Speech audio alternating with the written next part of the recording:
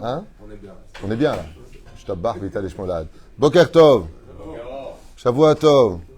Siman Tov. Mazel Tov. Bishat Tov Mutzlechet en ce dimanche 16 du mois d'avril et le 25 du mois de Nissan.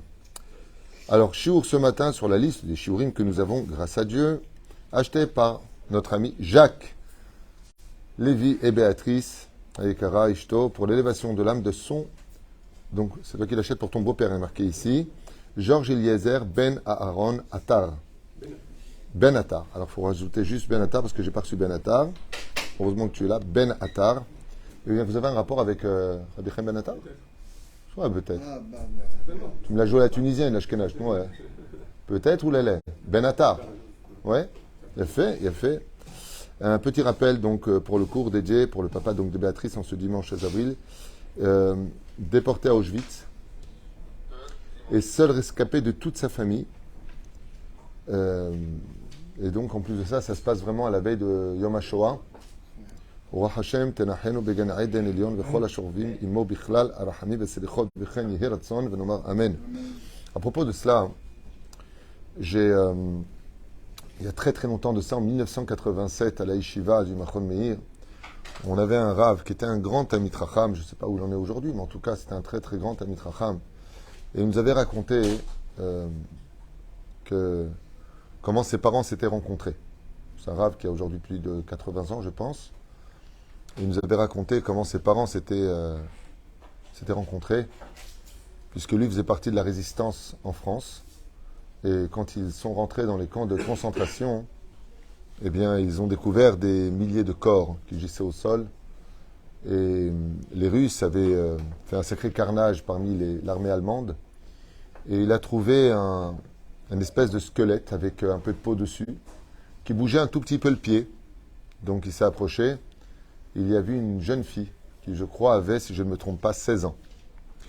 Parce que depuis 1987 jusqu'à aujourd'hui, j'ai peut-être pas la mémoire fraîche. Mais je vous dis exactement ce que nous a dit ce Rav. Ils sont d'ailleurs 5 frères. Et donc, son papa, quand il a vu ce 22 kilos qui gissait au sol à l'âge de 16 ans, qui avait plus de dents, qui avait été, vous pouvez l'imaginer un petit peu, on ne peut plus torturer.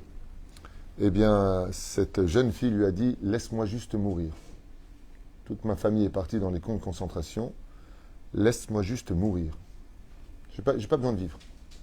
Je n'existe plus. Je ne crois plus en nous. Après avoir vu 1000 fois l'ange de la mort, on n'a pas envie de continuer à vivre. » Et il lui a dit « Si je te donne une bonne raison de vivre, est-ce que tu accepteras de vivre ?» Alors elle lui a répondu « Oui. Qu'est-ce que tu pourrais me dire qui me fasse vivre ?» Il lui a dit « La promesse de t'épouser. » Alors elle lui a dit, si ce que tu dis est vrai, lève-moi et redonne-moi la vie.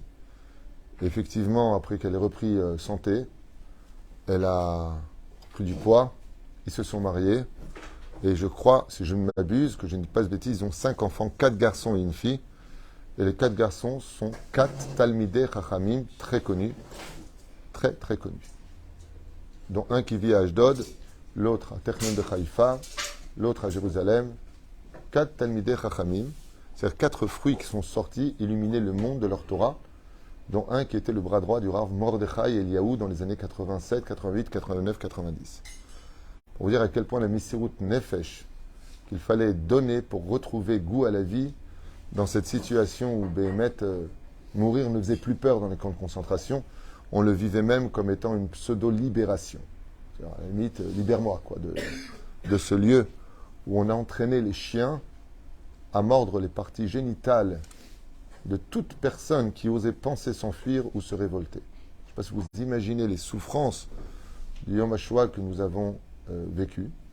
Et c'est très compliqué d'abord de vivre cette situation historique pour nous, parce que la Shoah n'a jamais été comprise comme cela, même si dans le Midrash Echa, quand on lit les détails de ce que nous avons vécu à la période du premier temple, c'était un massacre absolument décalqué sur la Shoah, il faut le savoir. Ça veut dire qu'on raconte que là-bas dans le Midrash Echa, à l'époque de Nebuzradan, quand il est venu conquérir Jérusalem sur l'ordre de Nabucodonosor, il faut savoir que les gens mouraient de faim, que les gens se battaient dans la rue, que les gens se suicidaient. Comme ça que c'est marqué. On raconte l'histoire d'une femme qui a marché sur une dévela. Vous savez, une espèce de figue qui était par terre, qui a pénétré ses orteils. Ça l'a tellement dégoûtée parce qu'elle était précieuse, c'est-à-dire sténis, qu'elle s'est jetée du toit. Les gens, Pachout, perdaient la tête. Les gens devenaient fous à cette époque du temple. Et des millions de juifs sont morts. Des millions d'enfants ont été égorgés sur le parvis du Beth Amikdash, sur le sang de Zecharia. C'est-à-dire qu'on a vécu des périodes qui ont été, historiquement parlant, terribles. Il y a eu l'époque de Bétar. Il y a eu l'époque de Bétar, qui a été une période extrêmement, extrêmement dure et difficile, qui ont mené le peuple d'Israël à rentrer dans une espèce de folie. Vous savez que la prise de Bétar, qu'on rappelle dans le Birkat Amazon, à Tov HaMetiv, il y a une mahloquette dans la Gemara à savoir si on parle de 4 millions de juifs qui sont morts, 40 millions ou 400 millions. Alors je sais que vous allez dire 400 millions, mais il n'y a jamais eu 400 millions de juifs. Vous vous trompez, c'est une DA. C'est une DA. Mais ce qu'on sait par contre, où il n'y a pas de mahloquette, c'est que de Bétar jusqu'à Yamatichon, jusqu'à la mer Méditerranéenne, ouais, il y avait un fleuve de sang qui s'écoulait, dont la hauteur pouvait, écoutez bien, noyer un cheval. Donc on va dire au moins 2 mètres. Combien il faudrait de litres de sang pour remplir un tel flot? Et la reine, je voudrais, avec ta permission, puisque le cours est pour ton beau-père et le papa de Béatrice, eh bien, faire un petit récapitulatif sur la paracha de Shmini, pour essayer de l'itfos ksat Mahamad. Il faut savoir que dans ce monde, il y a des gens qui peuvent mourir et finir par atteindre leur monde futur, leur place dans le Gan Eden avant, par le biais de la réparation. Il y a ce qu'on appelle des chemins qui sont ambigus, comme le Kafakela, la réincarnation, le Gehinam et autres. Ça veut dire qu'on ne peut pas rentrer dans un endroit si on n'est pas nettoyé de toutes ses fautes pour atteindre ce niveau-là. On ne peut pas rentrer dans le Gan Eden si on a encore ne serait-ce qu'une petite goutte d'accusation sur nous. C'est impossible. Un mot, une lettre d'accusation peut être un blocage qui t'empêcherait, à l'image du grain de sable dans le rouage, qui peut tout bloquer. Des fois, pour un chiffre, tu as un code de 10 chiffres, tu en as fait 9, il y en a un qui ne va pas, qu'est-ce qui se passe? Ça ne sert à rien. Eh bien, c'est pareil pour l'Olam Haba. Si tous tes chiffres qui représentent ta Neshama ne sont pas complets, c'est un jeu de mots par rapport à la Shoah, hein, les chiffres, vous avez compris, eh bien, il y a un truc qui bloque. Le deuxième cas, une personne peut aller dans son monde futur, on l'a vu avec celui qui a servi le bourreau de, comment il s'appelle, Rabbi Hanania ben Teradion, qui est Mouzman et Chaya Olam Haba par Rabbi Hanania ben Teradion. Nous avons eu, Baruch Hashem, ce Ben Dorjia, la Tam Mouzman le Chaya Olam Haba, qui est invité par Dieu lui-même. Mais il y a une personne qui est invitée automatiquement dans le Gan Eden, qui atteint le plus haut degré du Gan Eden, puisque nos sages nous disent que celui qui étudie la Torah à un très haut degré peut atteindre jusqu'au 5e niveau le Gan Eden. Il y en a un qui peut monter directement au 7e niveau. C'est qui? C'est celui qui a été tué parce qu'il était juif. Ça s'appelle mourir d'un Kiddush Hashem. Mourir d'un Kiddush Hashem. Mourir d'un Kiddush Hashem.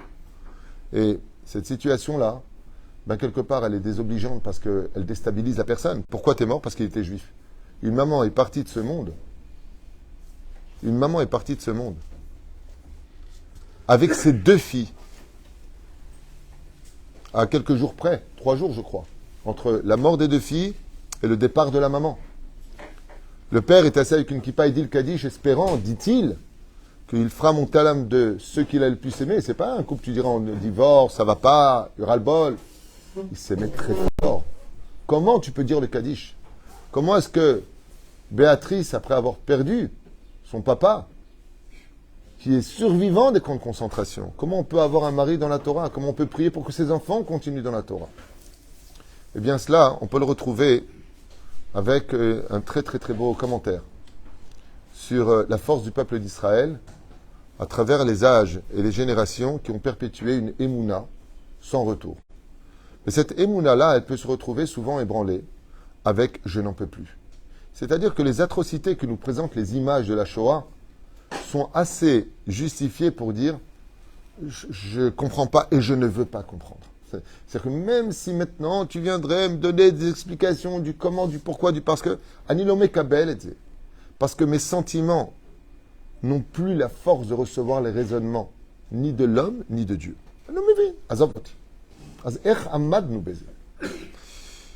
La paracha de la semaine nous illustre non pas des fours crématoires, mais des flammes qui ont consumé l'âme de 2 tzadikim.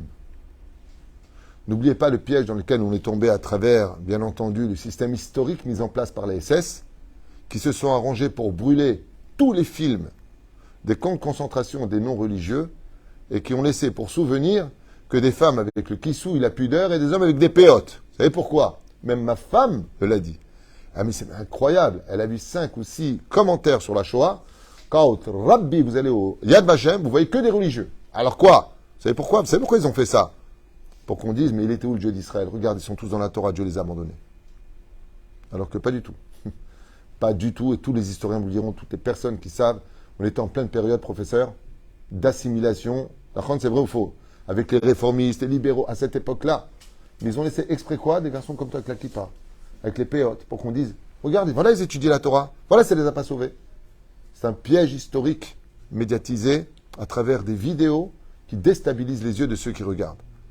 Mais malgré tout, non seulement on a le drapeau qui flotte au-dessus de notre tête, Israël Chai Vekayam, on est devenu non plus des communautés exterminées dans l'Europe, mais un peuple sur sa terre. Votaï Rabotaï. Il y a marqué à propos de Aaron, Vaïdom à Aaron. Vous savez que le mot Vaïdom, on en a souvent parlé, mais il se rapproche le plus, dans son étymologie, de ce qu'on appelle les 4 cycles de la vie, qui sont le minéral, le végétal, l'animal, l'homme et, comme le dit Rabbi Yehuda Levi, le prophète. C'est-à-dire, il y a 4 plus 1. Le domem, en hébreu, c'est le minéral. Et le minéral a une grande particularité, c'est qu'il ne réagit pas. Vous frappez dans l'eau. L'eau ne réagit pas, elle ne te rend pas la gifle.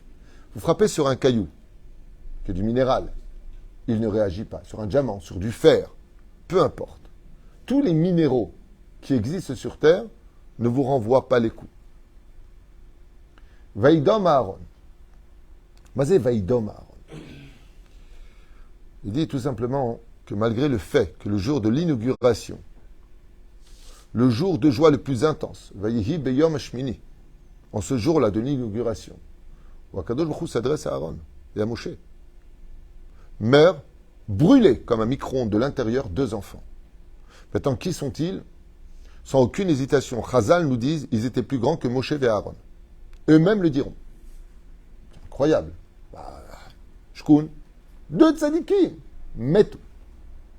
Quand tu as, je te dis franchement, allez. Sorer ou Moré. Vous connaissez tous le digne de Sorer ou Moré, comme le dit le Rambam. Un enfant, Sorer ou Moré, un enfant qui est non seulement loin de la Torah, qui manque de respect à ses parents, qui mange de la viande, qui pour lui n'a que philosophie, le monde d'en bas, de fauter du matin jusqu'au soir, mieux vaut qu'il meure innocent, c'est-à-dire dans l'enfance, dans l'ignorance de l'enfance, qu'il mène avec lui dans l'âge adulte toutes ses responsabilités. Comme ça dit le Rambam. C'est-à-dire mieux vaut mourir jeune, tzaddik, malgré les fautes qu'on a fait parce que c'est pardonnable rapidement, que de grandir avec, c'est-à-dire cette hémorragie qui peut t'emmener à devenir une mauvaise personne, par contre où tu vas payer très très cher, car tout se nettoie dans ce monde. Tout doit se payer par rapport au fait que tu dois donner des armes, utiliser, tu fautes, il faut être responsable de ses actes dans la vie. Vaïdom Aaron, ça veut dire quoi Vaïdom? Chazal Omrim, Chazal nous disent, il n'a pas rendu, ni avec la pensée, ni avec la parole, ni avec des gestes, ni avec un ras-le-bol, ni avec un soupir, le coup qu'il venait de prendre d'Hachem.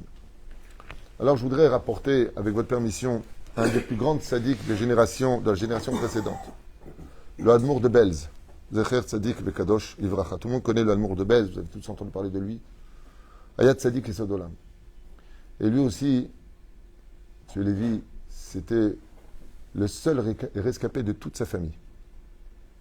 L'Admour de Belz a vu sous ses yeux ses frères, ses sœurs, ses parents, ses grands-parents prendre une balle dans la tête alors que c'était un jeune homme, l'Admour de Belz. Quand il est sorti des camps de concentration, il était exactement comme Aaron. Il ne parlait pas. Et chaque fois qu'on lui parlait de la Shoah, il tournait la tête et partait. Il ne réagissait pas.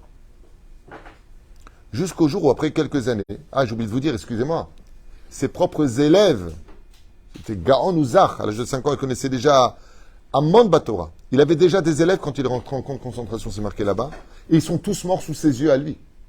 À l'image de Rabbi Akiva, qui a enterré ses propres élèves. Bekitsour, quand l'Admour de Belz a été rescapé de la Shoah, la première chose qu'il a fait, c'est de créer une famille.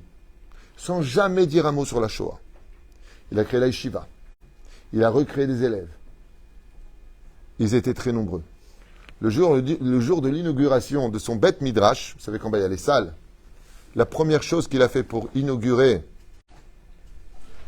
la salle en bas, c'était une Seudat Odaya d'avoir été rescapé de la Shoah.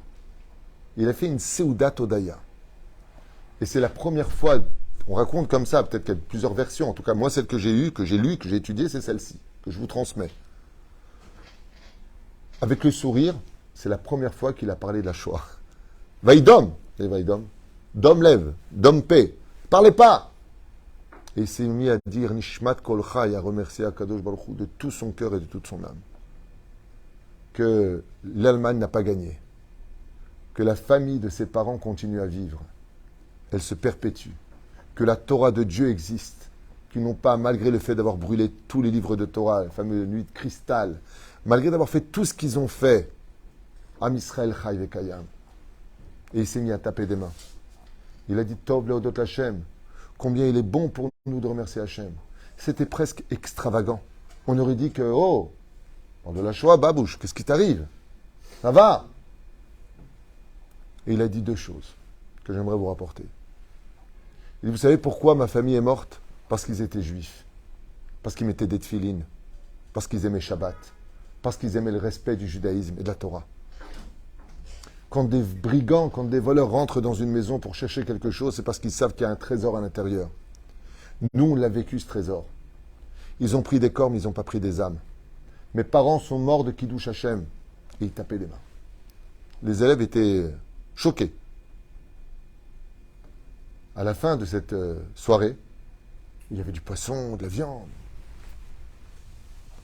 L'amour de Belle regardait comme ça, la salle pleine, tous ces élèves, il y en avait de plus en plus qui venaient étudier dans la yeshiva, encore ouvrir une autre yeshiva. Les donateurs venaient le soutenir.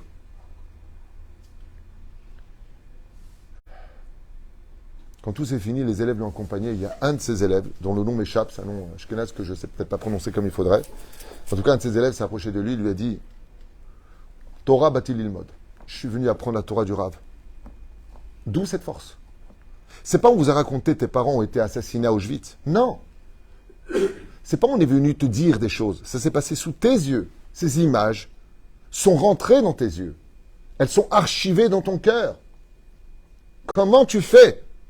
Vodarav, pour rester, Vaïdom. Comment tu fais? Est-ce que Kevodo, il lui a dit, vous êtes le Gilgul de Aaron? Alors lui a dit non. Je ne suis pas la réincarnation de Aaron. Mais je suis quelqu'un qui marche sur ses pas à lui. Je me suis posé pendant toute cette période où on a construit enfin ce grand Beth Midrash, comment Aaron, le jour de l'inauguration du tabernacle, il a réagi au point où, comme on l'expliquait dans un jour précédent, la Shrina continue à lui parler. Dans quel cas, quelle est la condition numéro 1 pour que la Shrina te parle? Hein? La joie de vivre. Ça veut dire qu'il n'a pas perdu sa joie de vivre. La Shrina ne parle pas à quelqu'un qui est triste. On l'a vu avec plein d'exemples. Yaakov Avinu, par exemple, on a cité. Comment c'est possible? Alors, il leur a dit, je vais te dire quelque chose. Imagine que tu marches dans la rue et que d'un coup, tu prends une grande claque au niveau du cou. En te retournant, tu vois un étranger. Qu'est-ce que tu fais? Il leur a répondu, ça risque de mal se passer. D'abord, je vais me retourner. Je vais lui dire pourquoi tu fais ça.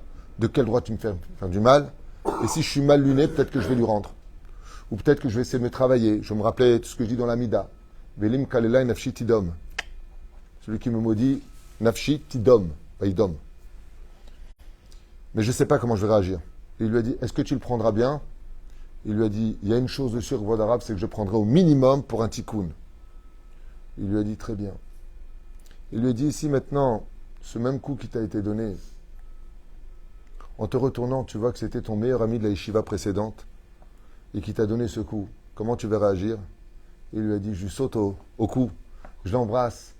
Je lui dis, mais le coup qu'il t'a donné, il te l'a toujours donné. Il dit, oui, mais j'ai compris que ce coup, c'était un coup d'amour parce que c'est mon ami.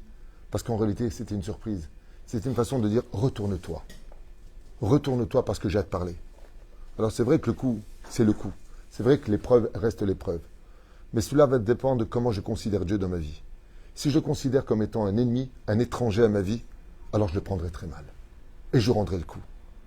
Mais si je considère comme Aaron, qui parlait panim el panim avec Akadosh Baruch Hu, qui mate à l'image de Moshe seulement, pas comme Moshe, pas comme Moshe. Mais Akadosh Baruch Hu lui parlait, il d'Aber Hashem el Aaron, on l'a dit dans Parashat Shmini. Ouais. Et je sais que Dieu ne fait jamais de mal, que Dieu vraiment il m'aime, que Dieu vraiment, tout ce qu'il fait, on ne peut pas faire mieux, qu'on n'a pas les comptes, mais on sait que c'est un ami. Alors même quand on prend un coup dans le dos et qu'on se retourne, oh, Mashlomcha! Comment va Shlomcha? T'as pris un coup. Et si c'est un étranger, t'es prêt à lui rentrer dedans? Il lui dira, ça dépend tout simplement de ta relation avec Dieu. Ma relation avec Hachem a toujours été parfaite. Je sais que Dieu est un père, un frère, un ami, un roi, un Dieu. Il a créé ce monde, les Tivlo. Pourquoi, je ne sais pas. Le coup, je l'ai pris, mais quand je me suis retourné, je n'ai pas vu un ennemi, j'ai vu un ami.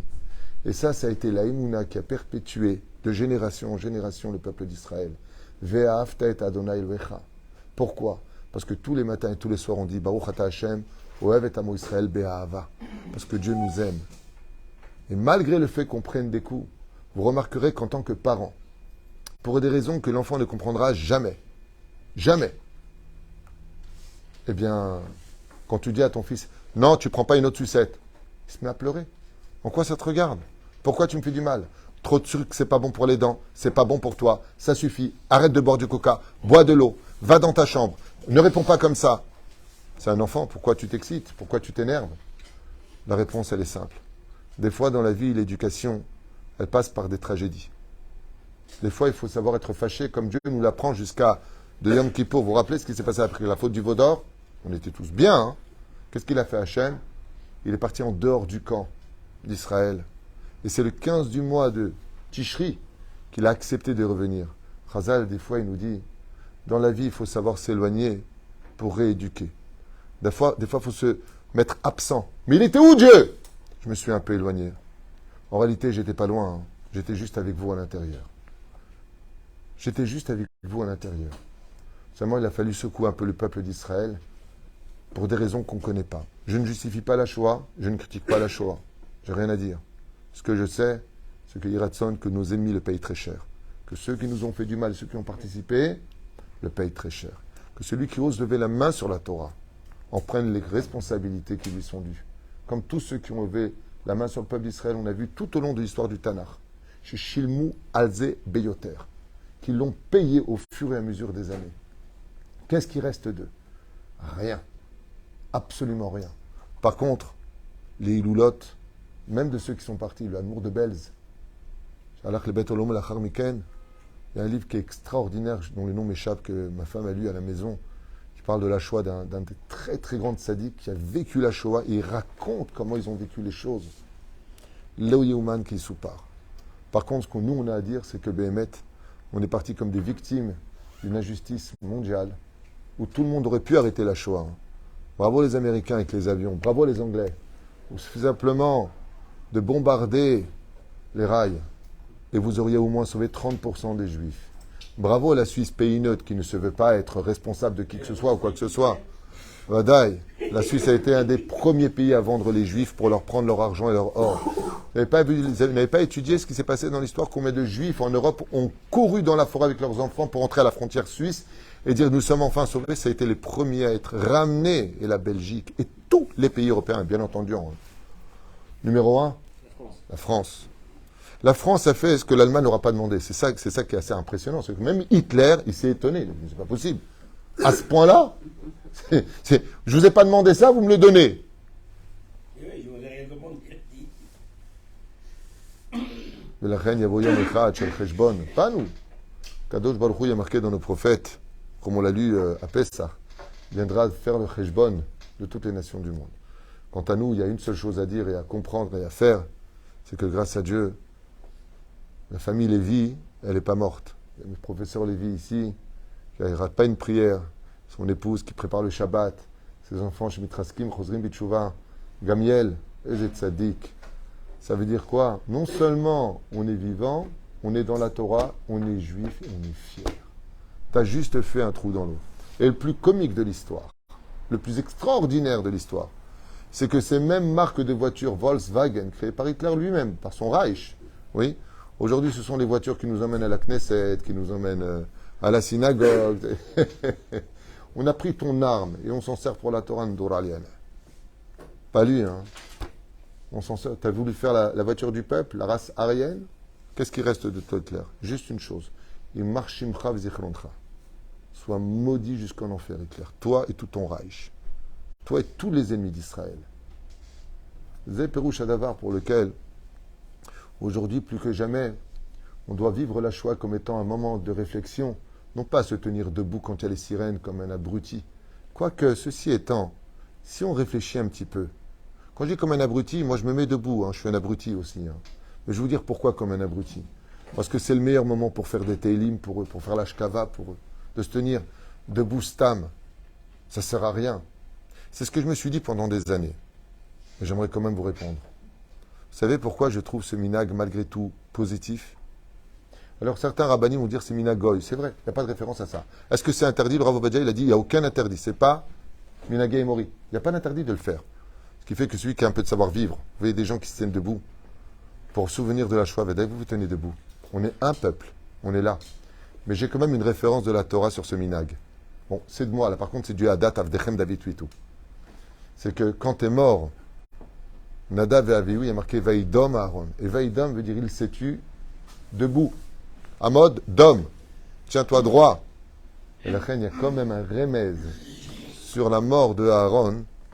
Le fait qu'il se soit tenu dans le silence, Vaïdom, il n'a pas parlé. Et la reine, malgré tout, il y a quelque chose. Mais pourquoi moi j'ai comme un abruti? Dans le sens, c'est que si vous allez comprendre ce que je veux dire, j'espère être clair dans mes mots et ne vexer personne, mais je ne suis pas là pour vous plaire, vous me connaissez, je représente la Torah parce que je pense personnellement. Mais Gvrotaï et Rabotaï, si le Reich, si Hitler dans l'histoire, et ceux qui l'ont précédé et ceux qui viennent après lui, se sont battus pour brûler nos téphilines pour pas qu'on les mette, se sont battus pour ne pas qu'on trouve la moindre matzah pour faire la mitzvah de Pessah, et ainsi de suite. Et que nous, on se tient simplement debout en souvenir des morts de la Shoah, que Dieu repose l'oram de Gan Eden Elyon, mais comme Damam, pour ne pas mettre les tefilines et pas respecter les fêtes, eh bien, ça veut dire que quelque part, tu dis qu'Hitler, il a gagné son combat. C'est justement en remettant tes tefilines, en refaisant tes chouvas, que tu dis à Hitler, tu as fait un bide. Tu as juste pris des corps, mais les 6 millions d'âmes qui sont parties vivent à travers nous aujourd'hui et reviendront à Triatametim. Et ils sont au Gan Eden. Vous savez pourquoi? Parce qu'ils sont morts uniquement pour un seul crime. Un seul crime. Ils sont nés juifs. Leur mère était juive. Et vous savez comment le faisaient les SS pour reconnaître des juifs? Partout où ils allaient dans toute l'Europe, dès qu'ils voyaient un juif, ils recherchaient le sceau du roi. Baisse ton slip, je veux voir ce que tu as.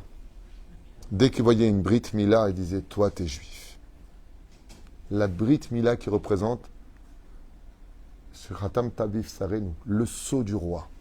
Le crime de notre existence était relié au fait que Dieu a créé son alliance avec le peuple d'Israël. Voilà. Voilà de quoi nous avons été accusés à la Shoah. Tout simplement parce qu'on est juif. Mais ça veut dire quoi être juif? C'est le livre de la Bible qui en parle. C'est le peuple de la Bible, dans les 24 livres, du début jusqu'à la fin, qui parle de l'existence du peuple d'Israël à travers les sauvetages, qui finissent avec le dernier livre d'ailleurs du Tanakh, de la Bible. C'est quoi? Le livre d'Esther, pour lequel là-bas, une fois de plus, Mordechai HaYehudi. Le premier Hitler qu'on connaît dans la Torah s'appelle Amalek. Il y a une chercherette qui va s'en suivre jusqu'à Agag, roi des Amalécites, pour arriver à Aman. Aman. Et Aman se retrouve face à un juif qui refuse de se prosterner devant lui, qui marche avec les tefilines et le talit sur la tête. Et il devient fou. La Yehudi Maïta, Ora Besasson, non, Ora Besimcha Besasson Veikar. Tant pour moi. Les 4 mitzvot. Ora, c'est quoi? Torah. Achon. Ensuite, Simcha, c'est quoi? Fête. Hein? Simcha. Nachon. Ensuite, Alliance. ça sonne. La brite. Filim. Nous avons tout dedans. Ce sont les armes de chaque juif. On a une Brit Mila, comme l'a dit David Amelech Alav Shalom, au Bezen Messayem. La Gemara nous raconte qu'une fois, le roi David est rentré dans la salle de bain pour se laver. Il faut se laver au moins une fois par mois. Il ne faut pas délirer quand même. Après, tu sens le faux. Le roi David était très propre. Il se lavait tous les jours. Et chaque fois qu'il allait dans la salle de bain, il était triste. Jusqu'au jour où il s'est rendu compte qu'il s'est mis à danser parce que quand il a regardé en bas, il a vu qu'il avait la Brit Mila. Et pourquoi il s'est mis à danser? Parce qu'il a dit un juif n'est jamais sans mitzvot. Quand tu te dénudes, tu enlèves ton tzitzit, comme l'a dit le Gaon de Vilna Alav Shalom, quand il allait rendre son âme et qu'on allait enlever le tzitzit, le talit katan, il a pris ce talit et il s'est essuyé les larmes. Et vous vous rendez compte? Chaque pas que j'ai fait avec ce tzitzit sur moi, c'est un ange. Vous allez me l'enlever. Pour 2 roubles que ça m'a coûté, j'ai créé des millions d'anges pour une félicité qui n'en finira pas dans le monde futur. Le roi David Alav Shalom, il dit, vous vous rendez compte, un juif, même quand il est dans la salle de bain, on n'a pas le droit à l'air d'ivrer Torah, on évite, s'il y a des toilettes. Puis à la khas, s'il n'y a pas de toilette, on pourrait éventuellement. On va le binadin, il n'y a pas de tzitzit, j'ai pas de tefilin, je ne peux pas étudier, j'ai pas de livre. Avec quoi, je fais rien, je me lave. Il a dit, non, c'est d'Argamour. Un juif, partout où il est, il a toujours une mitzvah qui ne le quitte pas, c'est la Brit Mila. Et c'est cette mitzvah-là qui est partie chercher Hitler. Pour vous dire à quel point ils vont chercher les trésors les plus profonds du peuple d'Israël. Mimana Afar Yaakov, qui peut compter le nombre de poussières qui a recouvert les Orlot, le fait d'avoir coupé le Brit en Israël. Normalement, après ce qu'on aurait vécu, le peuple d'Israël aurait dû totalement disparaître, se confondre dans l'humanité. Il n'y a plus de juifs, ça y est, il n'y a plus de juifs. Il y a eu qui l'ont fait, il y a eu des Yechidim qui l'ont fait.